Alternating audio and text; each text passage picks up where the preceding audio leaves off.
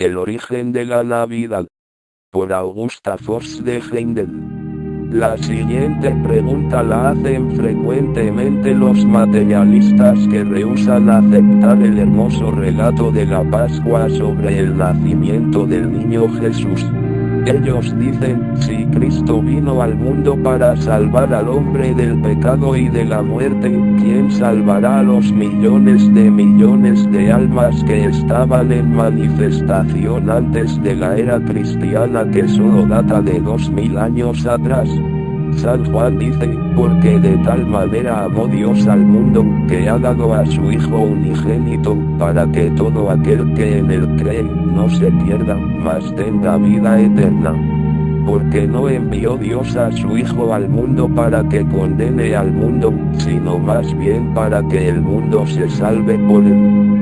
Esas palabras de Cristo Jesús han hecho pensar a muchos y hasta han hecho que algunos se alejen de su fe en Dios, porque, ¿cómo puede uno ser creyente en la paternidad de Dios y su bondad? ¿Cómo puede uno creer en el amor de ese gran Espíritu y también pensar que no ha dado a sus hijos todo lo necesario en todas las épocas? ¿Quién puede continuar creyendo en él, si fue tan cruel que envió a su único hijo para salvar solo a una pequeña parte de sus otros hijos? ¿Quién puede creer, tal como lo enseñan los ortodoxos, que este amoroso Padre permitiera que la mayor parte de sus hijos fueran arrojados a las tinieblas a sufrir eternamente? Y aunque debemos de reconocer que las enseñanzas que trajo el Maestro Cristo Jesús a la humanidad son las más avanzadas que existen y están designadas para llenar las necesidades del hombre en este más avanzado estado de su evolución, nos podríamos sorprender que el mundo entero no haya adoptado el cristianismo y que las religiones de Buda, Mahoma, Zoroastro y otros hayan seguido floreciendo. Los ministros ortodoxos no admiten que la Navidad no se empezó a celebrar hasta unos 400 años después del nacimiento del gran maestro y nada existe en la historia en cuanto a que los cristianos primitivos celebraran ese acontecimiento. Sin embargo, esto puede que fuera causado por el cruel paganismo existente en aquella época tan terrible en la que el cristiano o seguidor del Salvador corría enorme peligro de su vida por tal actitud.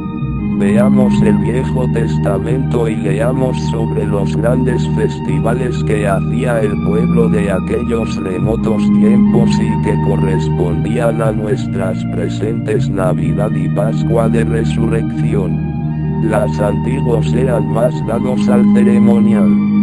Sus festivales eran más religiosamente observados que lo que son nuestras fiestas religiosas de hoy.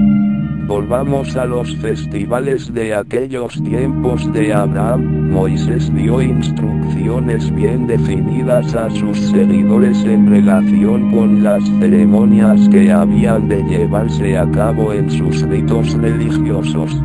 Él es el autor de los 5 primeros libros de la Biblia y sus 10 mandamientos son la piedra angular de todas las religiones actuales. Los antiguos festivales eran terriblemente desfigurados con ritos que el hombre de hoy considera repulsivos. En algunas ocasiones no solo eran inmolados los animales en los altares, sino que la sangre humana era también derramada para apaciguar la furia de los dioses paganos. Casi todos los festivales se daban en nombre del dios Sol y muchas de las religiones primitivas se hallaban mezcladas con los mitos solares. En el solsticio de invierno, cuando el sol llega a su más baja declinación y debe empezar su avance hacia el norte, se convierte en un salvador de vidas y entonces renace el dios Sol. En algunas de las antiguas religiones encontraremos el relato de la Madre y del Hijo divinos. En la India, Krishna nació como un salvador y sus padres tuvieron que huir de su tierra debido al decreto del rey Kansa de matar a todo niño varón recién nacido. En la historia del nacimiento de Krishna encontramos a los ángeles, a los pastores y a los magos, y la historia de la vida de este dios sol de la India es muy parecida a la de Cristo. En la historia de Babilónica encontramos al dios del sol, Tammuz, que nació de una madre virgen. Una leyenda similar a la del dios Apolo. Encontramos también el mismo misterio en torno a la fecha del nacimiento de esos dioses, igual que en el caso de Jesús. En todos los relatos de los nacimientos de los grandes maestros, existe la aparición de un ángel anunciando a una virgen que Dios la había escogido para que fuera madre de un divino niño. La historia difiere muy ligeramente en las distintas religiones. El idioma, el ceremonial y costumbres diferentes es el motivo. Pero a nuestra mente viene la cuestión del por qué la Virgen y el divino niño aparecen en estas religiones antiguas y también en las clasificadas como paganas. ¿No es esto una prueba de que debe existir alguna conexión entre estos mitos, que coinciden maravillosamente con el nacimiento? Existen relatos que nos hablan de un gran silencio existente en toda la tierra al momento del nacimiento. Todo era silencio. ¿No es esto una realidad en el solsticio de invierno? La vida vegetal parece que descansa, la fuerza de vida de Dios se aquieta por un tiempo, la savia se recoge en las raíces, las ramas y los tallos se desnudan, la vida duerme cuando el sol penetra al reino de Saturno, Capricornio. La tierra es una masa viviente que respira, en ese tiempo parece retener el aliento como lo hace el hombre cuando va a acontecer un gran hecho. El nacimiento del sol es como una exhalación de la vida del Cristo y es sentido por toda la humanidad. No obstante, la Pascua de Navidad es un periodo de regocijo para la tierra así como para el hombre, porque entonces es cuando los ángeles traen las corrientes de júbilo. El mito del sol que existía en las religiones antiguas, cuando se enfocaba bajo puntos de vista astrológicos y astronómicos, nos habla a través del gran plan cósmico. El sol en su camino por los signos del zodiaco es una manifestación actual de las glorias del universo de Dios. Pero aún es solamente la manifestación externa de una verdad mayor, el Hijo Cósmico o Cristo, por quien fluye toda la vida de Dios hacia la humanidad. Este gran portador de vida cuyo vehículo material nació hace 2000 años, vino a la tierra para que por su medio pudiera encender en el hombre la llama divina del amor, en el mes más frío y oscuro del año. Igualmente en esta época nace el sol en su ascenso hacia el norte, brillando con más fuerza y vigor, más cerca de la tierra, para renovar la vida de toda la naturaleza. Si examinamos este gran evento anual de la Navidad desde ambos puntos de vista, arribaremos a la siguiente conclusión. Examinando este evento anual desde los puntos de vista pagano y el festival del dios Sol en su jornada por los signos del zodiaco y también el relato cristiano del nacimiento del Hijo de Dios de una Virgen, nuestro amor y reverencia por las Pascuas modernas no deben de crecer, aunque los términos de los cristianos ortodoxos indiquen que las fiestas que se celebraban en los tiempos remotos eran paganas.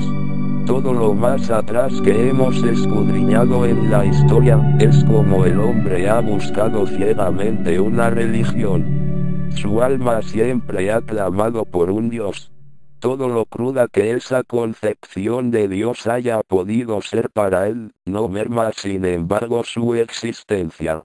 Desde la época en que los ojos del hombre fueron abiertos al mundo y el velo fue arrancado para que se encontrara a sí mismo, él está tratando de resolver los grandes misterios que envuelven la vida, y a medida que crezca en sabiduría y comprensión espiritual se le irá revelando la verdadera luz en el sendero, escondida de sí por muchas edades. Entonces se podrá dar cuenta que los dioses, así como la mente de los hombres crece igual que las religiones para ganar en conciencia. De este modo debe crecer nuestro ideal de la Navidad en amor y belleza. Cuando el niño Cristo nazca y se alimente de nuestros corazones, nos daremos cuenta del pequeño poema: aunque Cristo naciera 1000 veces en Belén y no en ti mismo, tu alma será perdida. Mirarás en vano la cruz del Gólgota, hasta que no se levante en ti mismo.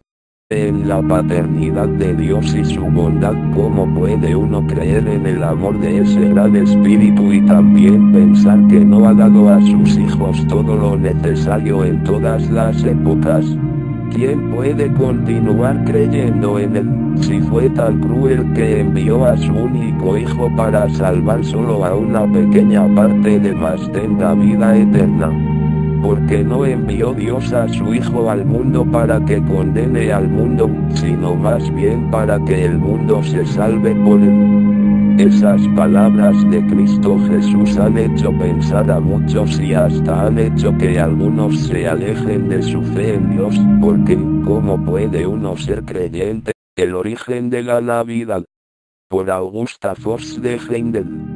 La siguiente pregunta la hacen frecuentemente los materialistas que rehúsan aceptar el hermoso relato de la Pascua sobre el nacimiento del niño Jesús. Ellos dicen: si Cristo vino al mundo para salvar al hombre del pecado y sus otros hijos, ¿quién puede creer, tal como lo enseñan los ortodoxos, que este amoroso Padre permitiera que la mayor parte de sus hijos fueran arrojados a las tinieblas a sufrir eternamente? Y aunque debemos de reconocer que las enseñanzas que trajo el Maestro Cristo Jesús a la ley de la muerte, ¿quién salvará a los millones de almas que estaban en manifestación antes de la era cristiana, que solo data de 2000 años atrás? San Juan dice: porque de tal manera amó Dios al mundo, que ha dado a su Hijo unigénito, para que todo aquel que en él cree, no se pierda,